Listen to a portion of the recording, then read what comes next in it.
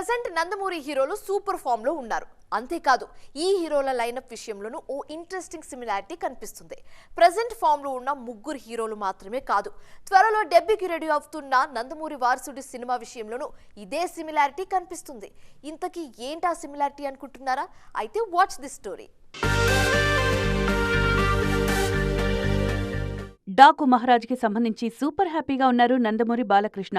Present అఖండ 2 వర్క్లో బిజీగా ఉన్నారు నందమూరి నటసింహం. తొలి భాగం సెన్సేషనల్ హిట్ కావడంతో సీక్వెల్ను భారీ బడ్జెట్తో పాన్ ఇండియా రేంజ్లో ప్లాన్ చేస్తున్నారు. ప్రెజెంట్ ఈ సినిమా షూటింగ్ శరవేగంగా జరుగుతోంది. తారక్ కూడా సీక్వెల్ సినిమాలతోనే బిజీగా ఉన్నారు. ప్రెజెంట్ వార్ 2 షూటింగ్లో పాల్గొంటున్నారు. ఈ సినిమాలో హృతిక్తో కలిసి స్క్రీన్ షేర్ చేసుకుంటున్నారు. ఆ తర్వాత ప్రశాంత్ నీల్ మూవీతో పాటు దేవర 2 వర్క్ కూడా మొదలు పెడతారు.